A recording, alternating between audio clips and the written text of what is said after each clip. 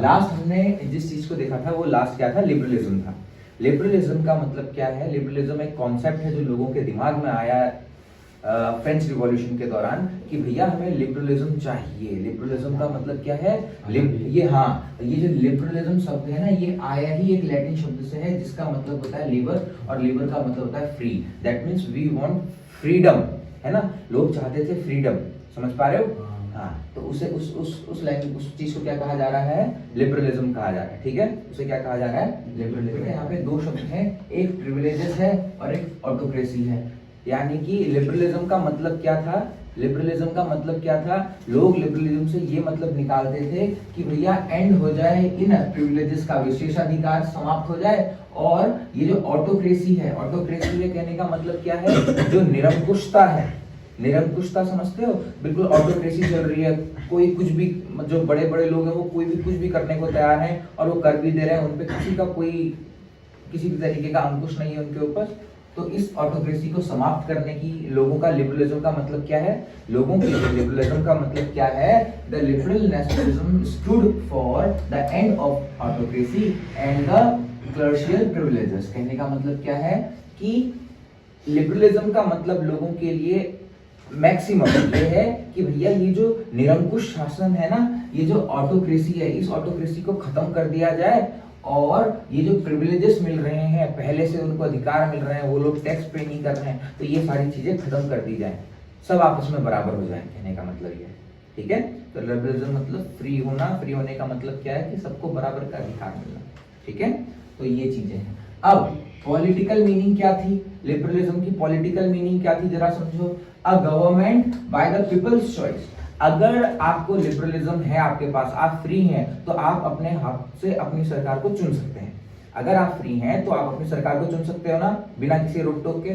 तो लिबरलिज्म में अगर पॉलिटिकल मीनिंग ऑफ लिबरलिज्म पूछा जाए तो आप बताएंगे एक government by the people's choice. यहाँ पर ध्यान देना, यहाँ ध्यान देना, इनकी लिबर्टी में वोट देने का अधिकार हर किसी को नहीं है।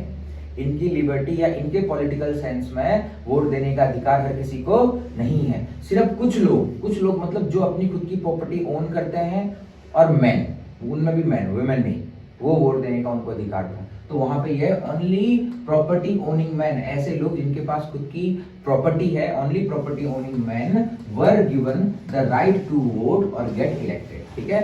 जिस इंसान के पास अपनी खुद की प्रॉपर्टी होगी उसी को वोट देने का अधिकारी माना जाएगा, और वही इंसान क्या करेगा? वोट कर सकता है। इतना क्लियर हुआ? लिबर्टी का पॉलिटिकल मीनिंग समझ में आया? तो लिबर्टी का पॉलिटिकल मीनिंग ये हुआ। अब आते हैं सोशल मीनिंग में। सोशल मीनिंग क्या है भैया? सोशल मीनिंग क्या है लिबर्टी की? वो क्या है?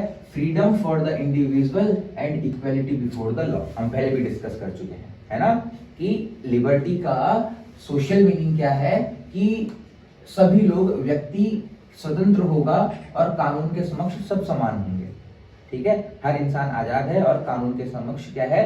बराबर है। इतना क्लियर हुआ? ये क्या मीनिंग है इसकी? सोशल मीनिंग है। अब इकोनॉमिकल मीनिंग में आते हैं।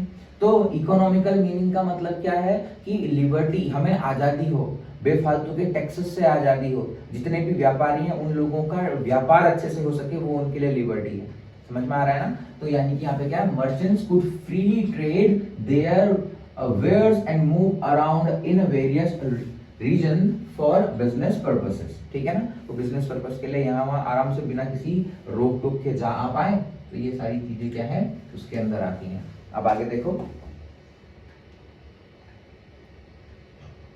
अब देखो बेटा, अब यहाँ पर एक नया कंजर्वेटिज्म लग जाएगा आफ्टर 1815। ये कंजर्वेटिज्म का मतलब क्या है? कंजर्वेटिज्म का मतलब है रूढ़िवादी। कंजर्वेटिव वो होते हैं जो पुरानी सोच के होते हैं, ठीक है। तो अब 1815 में हुआ क्या था बेटा? 1815 में इन सभी बड़ी बड़ी सत्ताओं ने मिलकर नेपोलियन को वापस हरा दिया। हालांकि नेपोलियन ने लोगों को डेमोक्रेटिक नहीं रहने दिया, लेकिन नेपोलियन की वजह से बहुत सारे रिफॉर्म आए और नेपोलियन ने उन लोगों के प्रिविलेजेस को खत्म कर दिया था। नेपोलियन ने प्रिविलेजेस को खत्म कर दिया था ना, जिस वजह से उन लोगों ने वापस से, किन लोगों ने बेटा? ब्रिटेन ने, रूस ने यानी रशिया ने, पर्शिया ने एंड द ऑस्ट्रिया, इन लोगों ने मिलकर क्या करा? नेपोलियन को डिफीट किया 1815 में। और ये लोग वापस से अपना रूल ले आए, जिस रूल को क्या कहा जाता है, जिस रूल को क्या कहा जाता है, कंजर्वेटिज्म। ठीक है, कंजर्वेटिज्म कहा जाता है। ठीक है, तो major European powers like Britain, Russia, Persia and Austria defeated Napoleon in 1815। कब डिफीट किया? 1815। और कौन सी लड़ाई में डिफीट किया? वॉर ऑफ वाटरलू, याद रखना। हाँ, वॉर ऑफ वाटरलू याद। They meet in the Vienna to draw up the treaty of Vienna. अब ये देखो बेटा, वियना में एक ट्रीटी का मतलब होता है संधि। इन सब ने मिलकर के एक साठगांठ करी, एक संधि करी, कहाँ पे? वियना पे।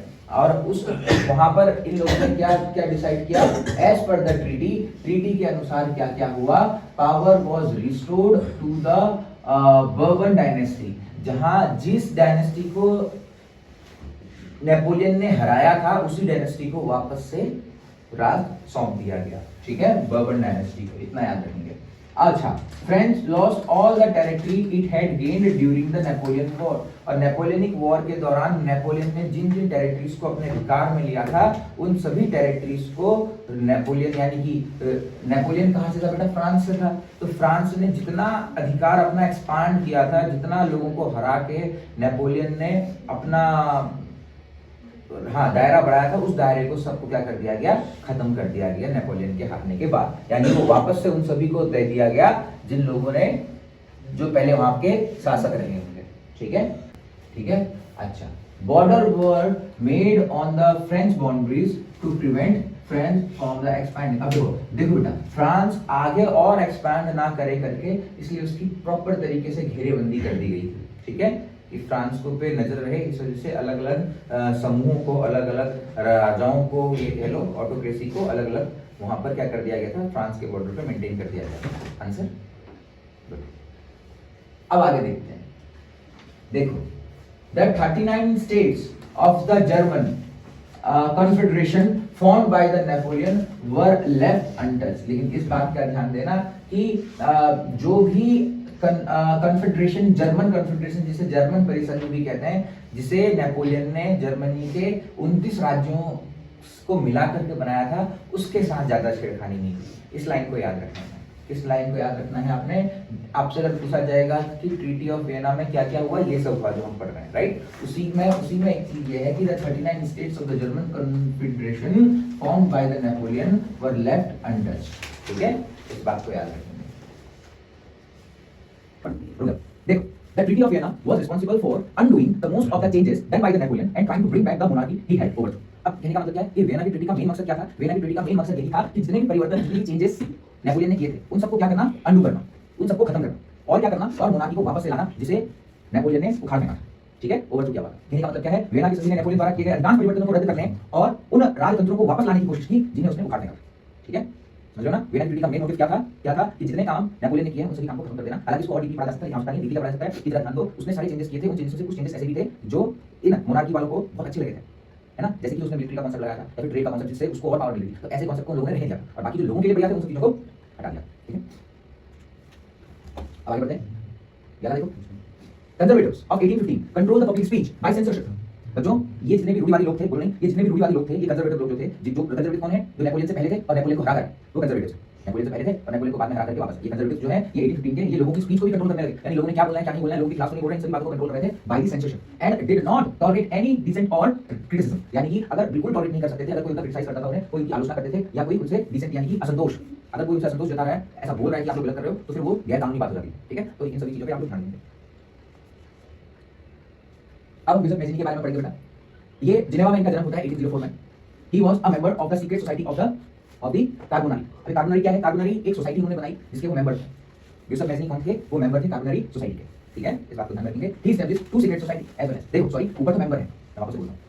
ही was a member of the secret society of Carbonari. याद रखेंगे कि वो कार्बोनारी की सीक्रेट सोसाइटी के मेंबर थे। साथ ही उन्होंने 2 न्यू सीक्रेट सोसाइटीज को बनाई, एक यंग इटली और एक क्या है? Young Europe. जो यंग इटली बनाई है वो उन्होंने मार्सेले में बनाई है, और जो यंग यूरोप है वो कहां बनाई है? यंग यूरोप बर्न में बनाई है। ठीक है, वापस से सुनो, ये किसके मेंबर थे? कार्बोनरी के मेंबर थे। एक सोसाइटी है, ऐसी सोसाइटी जो काम करती है इन कंजर्वेटिव्स के खिलाफ। ठीक है, और उसके बाद उन्होंने ऐसी ही 2 और सीक्रेट सोसाइटी बनाई, यंग इटली और यंग यूरोप। याद रखना, जो यंग इटली है, यंग इटली ने मार्सेले में बनाई हुई है, और यंग यूरोप कहां पे बनाई हुई है? बर्न नाम की प्लेस पे इन्होंने बनाई।